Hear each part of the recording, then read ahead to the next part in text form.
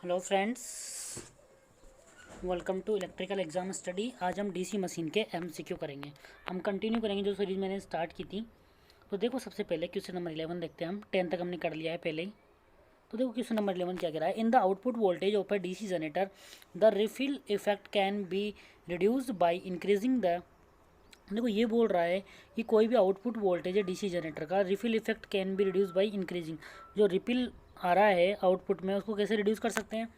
तो कैसे रिड्यूस करेंगे, by increasing the number of commutator segment या नंबर ऑफ कोयल्स या number of slot. Number of commutator segment increase कर देंगे तो क्या होगा, रिपिल डिक्रीज हो जाएगा।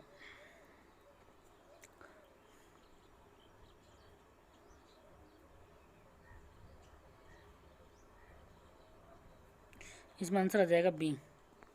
Number of commutator segment increase करेंगे तो नंबर ऑफ आर्मेचर कोयल भी इंक्रीज कर देंगे, तो उससे क्या है जो भी रिपिल होगा वो कम हो जाएगा। सब इसके बाद क्वेश्चन नंबर 12 की बात कर लेते हैं।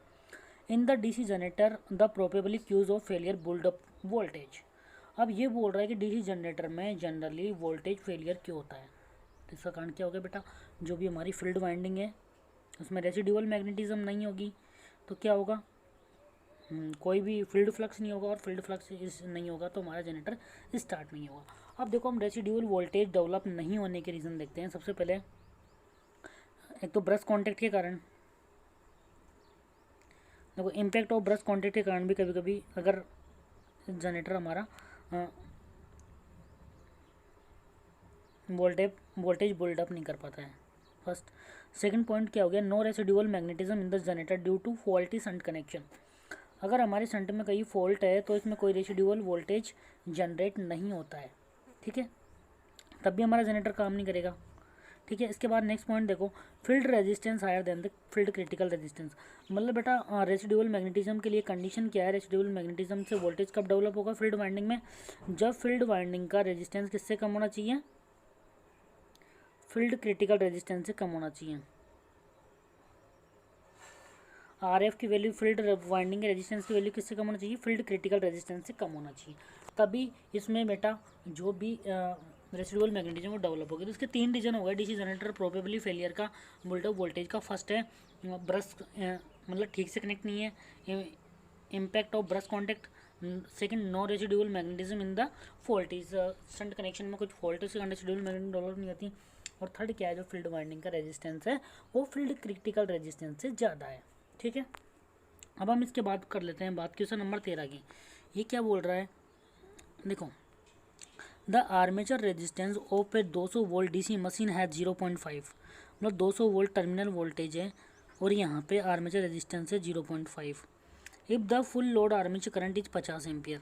ये फुल लोड आर्मेचर करंट बता रहा है 50 एम्पियर, ठीक है।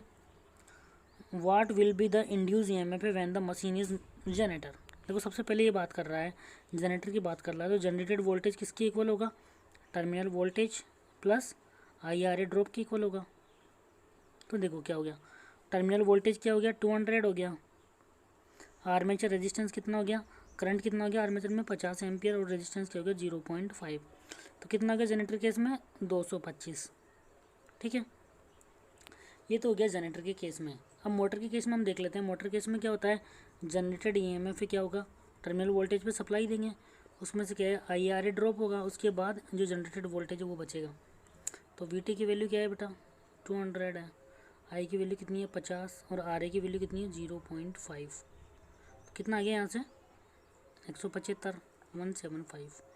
तो ई मोटर में कितना आ गया 175 और जनरेटर में 225 यानी 175। तो आंसर आ जाएगा सी, ठीक है। अब इसके बाद हम बात कर लेते हैं नेक्स्ट क्वेश्चन की। A series generator can be self excited provided.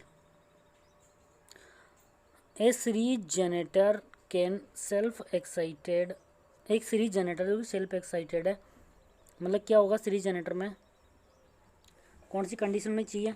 देखो फील्ड सेल्फ एक्साइटेड, तो इसमें क्या है बेटा फील्ड करंट कभी भी जीरो नहीं हो सकता। देखो फील्ड फ्लक्स कभी भी जीरो नहीं हो सकता किसी जनरेटर काम करने के लिए,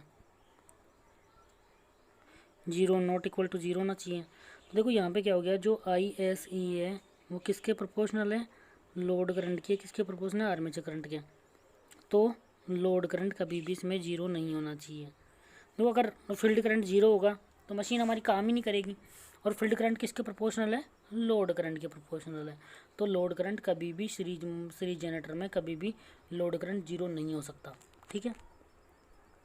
अब इसके बाद हम बात करते हैं क्वेश्चन नंबर 15 की, जो क्या बोल रहा है, the dummy coil in DC generator use to provide. Dummy coil का यूज़ क्या करते हैं, मैकेनिकल बैलेंस के लिए बोलते हैं, to provide the mechanical balance to rotor.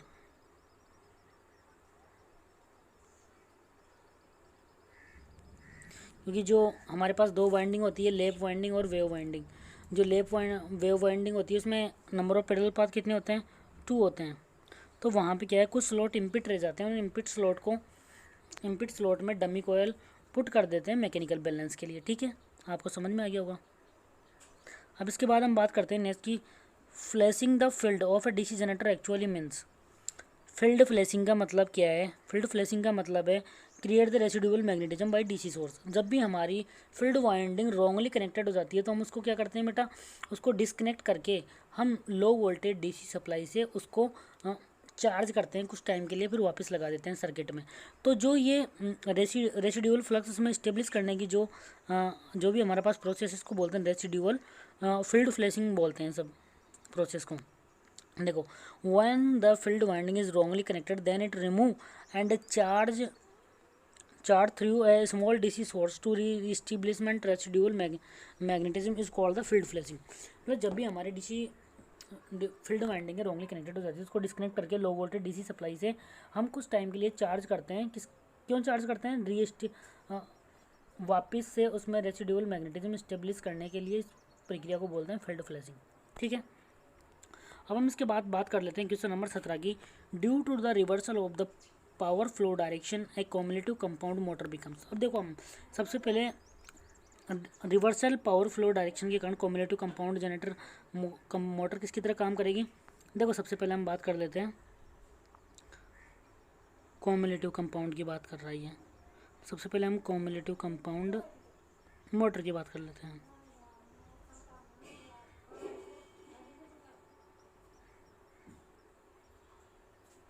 देखो, मोटर में तो क्या होगा, हम सप्लाई देंगे। मोटर में क्या होगा बेटा, हम सप्लाई देंगे।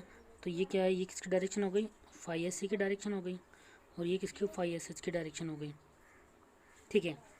ये हमारी मोटर हो गई, यहाँ पे जनरेटेड वोल्टेज हो गया, ठीक है। ये हमारा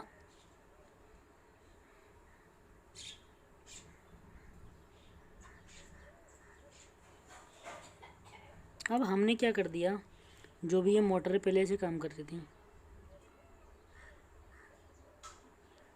अब हमने क्या कर दिया, जो पावर फ्लो की डायरेक्शन है वो रिवर्सल कर दी। देखो, सभी जगह रिवर्स कर दी। मतलब आर्मेचर से टर्मिनल वोल्टेज की तरफ फ्लो होगा। देखो, अब क्या है, फाई एस सी की डायरेक्शन ये हो गई, फाई एस सी की डायरेक्शन इधर की साइड हो गई। तो क्या है, दोनों अपोजिट डायरेक्शन में, फाई एस तथा फाई एस सी।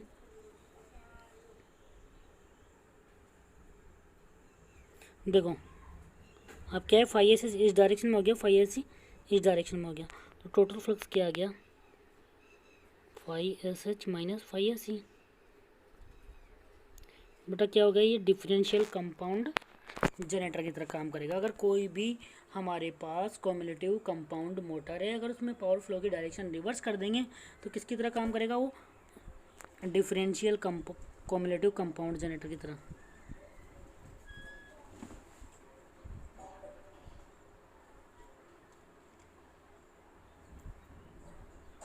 आंसर आएगा इसमें सी, ठीक है। अब इसके बाद हम बात कर लेते हैं नेक्स्ट की, क्वेश्चन नंबर 19 की, in a compounded DC motor the shunt field winding is compare to series field winding has. देखो, सबसे पहले हम बात कर लेते हैं बेटा, कोई हमारे पास कंपाउंड मोटर है, बहुत इंपॉर्टेंट क्वेश्चन है ये,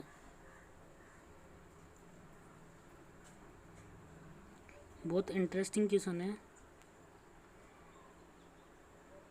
देखो, ये क्या बोल रहा है क्वेश्चन में, कि हमारे पास कोई कंपाउंडेड मोटर है,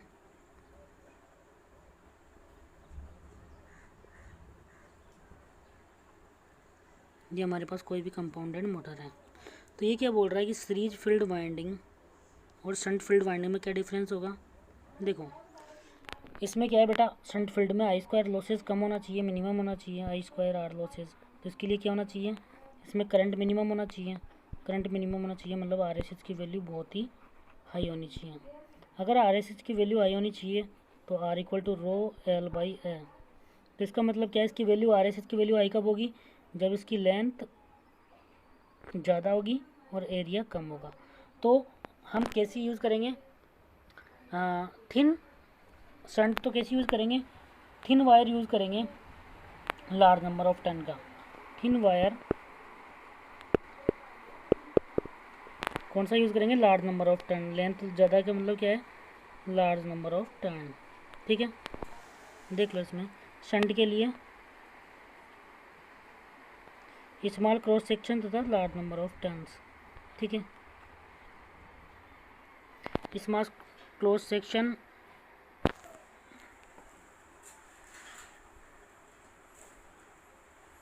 देखो इसमें क्या होगा, शंट में स्मॉल क्रॉस सेक्शन होगा और लार्ज नंबर ऑफ टर्न्स होंगे।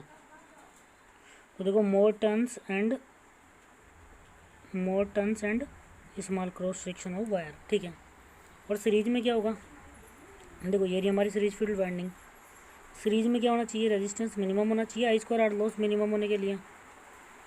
तो ये क्या है, रेजिस्टेंस की वैल्यू मिनिमम होनी चाहिए तभी आई स्क्वायर लॉसेज मिनिमम होंगे। तो आर इक्वल टू क्या होगा, रो एल बाई ए। तो इसकी रेजिस्टेंस की वैल्यू मिनिमम कब होगी, जब लेंथ कम होगी और एरिया ज़्यादा होगा। तो देखो सीरीज में कैसा यूज़ करेंगे, जो फील्ड वाइंडिंग होगी उसमें क्या है, एरिया क्या होना चाहिए, ज़्यादा होना चाहिए। एरिया क्या होना चाहिए, लार्ज होना चाहिए, और लेंथ क्या होनी चाहिए, कम होनी चाहिए। मतलब मोटा वायर यूज़ करेंगे स्मॉल नंबर ऑफ टर्न्स का। ठीक है,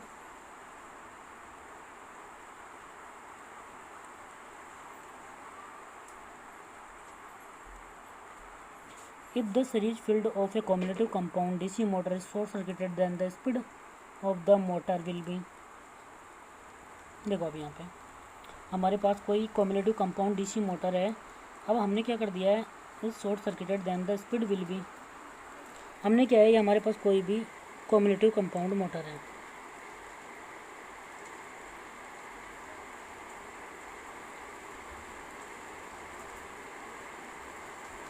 ठीक है, अब हमने क्या कर दिया, इसको सीरीज फील्ड वाइंडिंग हमने शॉर्ट सर्किट कर दिया है।